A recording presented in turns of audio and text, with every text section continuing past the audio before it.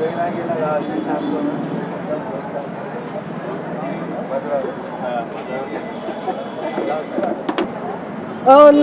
जय भीम मित्रांनो, आणि आज आपण या चंद्रपूर जिल्ह्यात चंद्रपूर या दीक्षाभूमी परिसरामध्ये आपण आलो आहोत. आणि या ठिकाणी रिपब्लिकन पार्टी ऑफ इंडियाच्या वतीने इथे स्टॉल लावण्यात आला होता आणि या ठिकाणी अल्पाहार भोजनाची सोय केली होती आणि महापुरुषांना त्यांनी पुष्पहार अर्पण करून सगळ्या जनतेला धम्मचक्र प्रबोधन दिनाच्या निमित्ताने शुभेच्छा देण्याचं काम केलं आहे. आपल्याकडे मान्यवर साहेब जुळलेले आहे.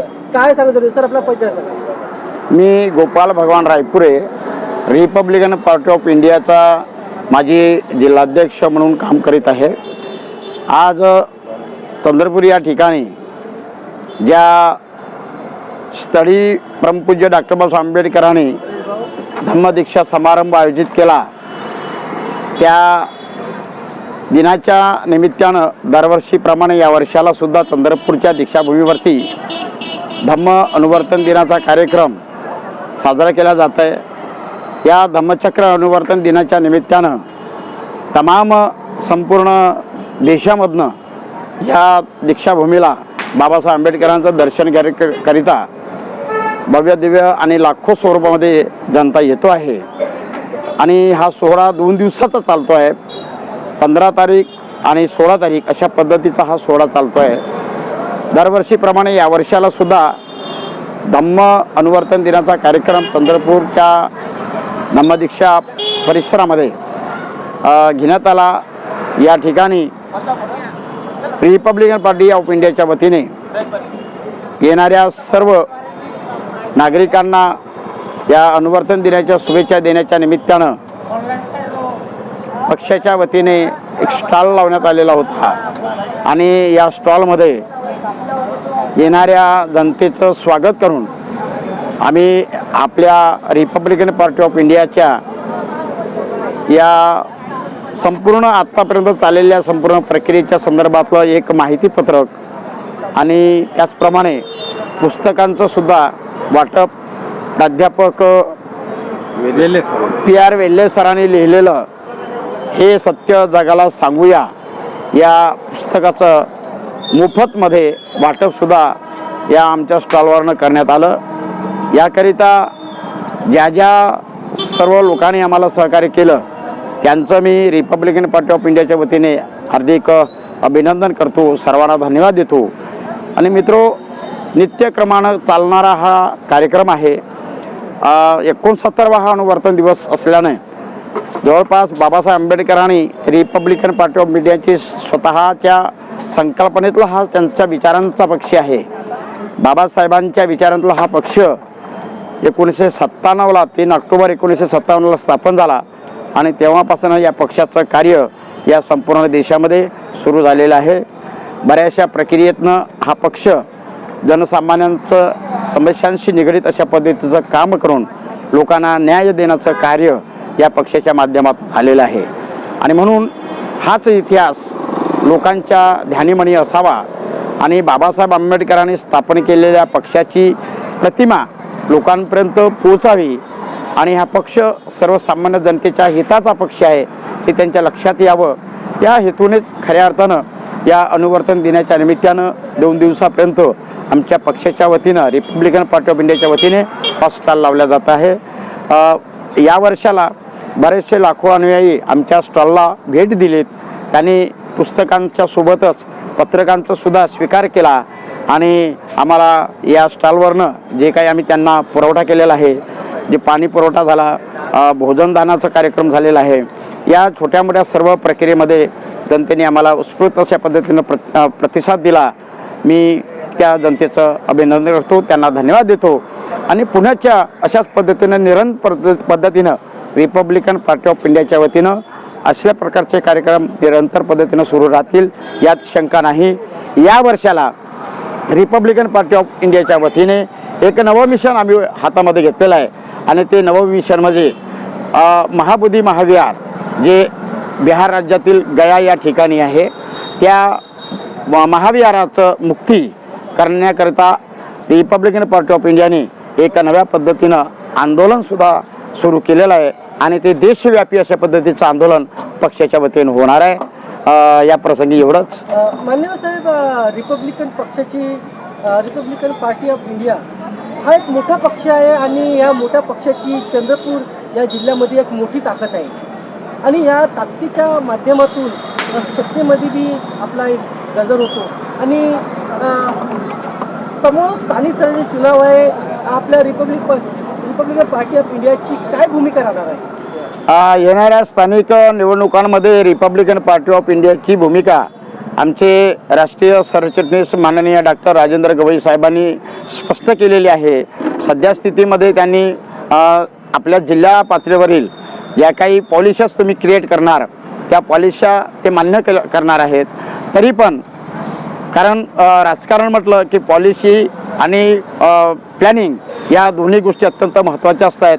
त्या दृष्टीनं राष्ट्रीय सरचिटणीस आहेत ते प्लॅनिंग आणि पॉलिसी डिक्लेअर करतील आणि ते जे आम्हाला ठरवून देणार आहेत त्या पद्धतीनं मात्र रिपब्लिकन पार्टी ऑफ इंडिया या स्थानिक निवडणुकीमध्ये स्वतःची भूमिका पार पाडणार आहे. हे होते मान्यवर साहेब आणि आज या चंद्रपूर जिल्ह्यात धम्मचक्र अनुपवर्त दिनाच्या निमित्ताने इथे मोठा असा कार्यक्रम घेऊन जनतेला रिपब्लिकन पार्टी ऑफ इंडिया याचे हात मजबूत करण्याचं काम करत आहे आणि आपल्याकडे मान्यवर मॅडम बी जुळलेले आहेत, त्यांची प्रतिक्रिया घेऊन काय झालं थेट चॅनलशी आपल्याचे प्रियंका चव्हाण मॅडम जुळलेले आहे. तळागाळाच्या लोकांना एकत्र करून रिपब्लिकन पार्टी ऑफ इंडियाचे हात मजबूत करण्याचं काम करत आहे आणि आज या चंद्रपूर जिल्ह्यात चंद्रपूर या दीक्षाभूमी या परिसरामधून धम्मचक्र अनुपवर्त दिनाच्या निमित्ताने इथे एक उपक्रम राबवला आणि या उपक्रमाच्या माध्यमातून जनजागृतीचं काम केलं आहे. थेट आपल्या चॅनलशी जुळलेले आहे, काय त्याचं जाणून घेऊया. मॅडमला पाहिजे. मी ॲडव्होकेट प्रियंका अजय चव्हाण, राहणार बल्लारशाह तालुका आणि रिपब्लिकन पार्टी ऑफ इंडिया संस्थापक परमपूज्य डॉक्टर बाबासाहेब आंबेडकर हा पक्ष संघर्षाचा पक्ष आहे.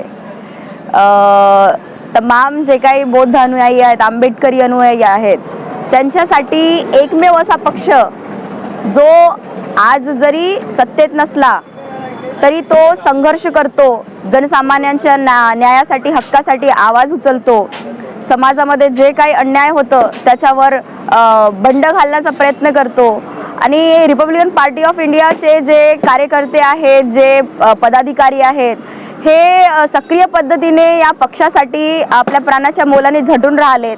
गावागावा, गलीगली, शहरमध्ये ते पक्षाला वाढवण्याचा प्रयत्न करतात आणि तसंच ज्या संकल्पनेतून परमपूज्य डॉक्टर बाबासाहेब आंबेडकरांनी या पक्षाची स्थापना केली होती त्या उद्देशाला घेऊन ते सगळे जे कार्यकर्ते आहेत, पदाधिकारी आहेत, ते कार्य करत आहेत आणि पक्षाला वाढवण्याचा सुद्धा प्रयत्न करत आहेत. तसंच आज 16 ऑक्टोबर 2025 धम्मचक्र प्रवर्तन दिनाच्या मी सर्वांना हार्दिक सदिच्छा देते. याच तारखेला परमपूज्य डॉक्टर बाबासाहेब आंबेडकरांनी चंद्रपूरच्या पावन दीक्षाभूमीवरती एक मास कन्व्हर्शन केलं होतं. चंद्रपूरच्या तमाम अनुयायांना त्यांनी बुद्ध आणि त्यांचा धम्म देऊन धम्माची दीक्षा दिली आणि एक समता, स्वतंत्र, बंधुता तत्वांवर आधारित असा धम्म त्यांनी आम्हा सगळ्यांना दिला आणि एक चांगलं जीवन जगण्याचा मार्ग दिलं. तर कुठेतरी मला असं वाटते की रिपब्लिकन पार्टी ऑफ इंडिया या धम्माच्या चक्राला सुद्धा गतिमान करत आहे आणि नेहमीच करत राहणार आणि अशाच पद्धतीने हा जो संघर्षाचा पक्ष आहे, तो आपला जो वाटा आहे संघर्षाचा, ते नेहमीच जे आहे समोर नेत राहणार असं मला वाटते. आणि मी सुद्धा या पक्षाची एक युवा कार्यकर्ता म्हणून मनापासून माझं हेच एक आव्हान असेल की जेवढं काही या पक्षासाठी मी करू शकते, या पक्षाशी जुळलेल्या कार्यकर्त्यांशी मी जे काही निष्ठा दाखवू शकते ते मी नक्कीच दाखवणार आणि या पक्षाला समोर नेण्याचा प्रयत्न करणार, धम्माच्या चक्राला गतिमान करण्याचा प्रयत्न करणार. सध्याच आपण बघत आहोत की भंते विनाचार्यजीच्या माध्यमातून या देशामध्ये महाबोधी विहार मुक्ती आंदोलन सुरू आहे. तर तो महाबोधी विहार मुक्त झाला पाहिजे, याच्यासाठी सुद्धा रिपब्लिकन पार्टी ऑफ इंडिया सक्रिय पद्धतीने गावागावामध्ये जाऊन जागृती करत आहे. आणि येणाऱ्या 12 फरवरी 2026ला रिपब्लिकन पार्टी ऑफ इंडिया मार्फत जे आहे आम्ही भंते विनाचार्यजीला मोठा सहकार्य करणार आहोत. आम्ही इथून दिल्लीला जाणार आहोत आणि त्या आंदोलनाला जास्तीत जास्त संख्येमध्ये सहभागी होऊन महाबोधी विहार मुक्त करण्यासाठी जे काही प्राणाच्या मुलाने आम्हाला झटावं लागेल ते करायसाठी रिपब्लिकन पार्टी ऑफ इंडिया तत्पर आहे असं मला वाटते. आणि गवई सरांनी सुद्धा सध्याच्याच रिपब्लिकन पार्टी ऑफ इंडिया स्थापना दिनी एक घोषणा दिली की यावेळेस रिपब्लिकन पार्टी ऑफ इंडिया जे काही आपले लोकल इलेक्शन्स आहेत त्याच्यासाठी स्ट्रिक्टली ॲक्शन घेतील आणि आपले जास्तीत जास्त नगरसेवक निवडून आले पाहिजे याच्यासाठी आपण प्रयत्न करू. तर हेच मला इथं बोलू वाटते की आपण या रिपब्लिकन पक्षाला समोर नेलं पाहिजे. आपल्या झोपडीला राखणं हे आपलं काम आहे. हे बाबासाहेबांनी दिलेला स्थापन केलेला पक्ष आहे आणि हा असाच जिवंत राहणार आणि हा असाच समोर जात राहणार असं मला वाटते. जय भीम, जय भारत, जय संविधान. हे होतं मान्यवर मॅडम आणि त्यांनी रिपब्लिकन पार्टी ऑफ इंडियाची काय भूमिका आहे आणि विस्तारपणे आपल्याला माहिती सांगितली आहे. आणि महाबोधी महाविहार या मुक्तीसाठी ह्या लढ्यामध्ये सुद्धा ते ठामपणे उतरले आहे. Republican Party of India Delhi ते मुंबई महाबोधी महाविहाराच्या आंदोलनामध्ये तटस्थपणे उभे आहे असं त्यांनी सांगितलं आहे. आणि आमच्या चॅनलच्या वतीने त्यांना सुद्धा क्रांतिकारी जय भीम.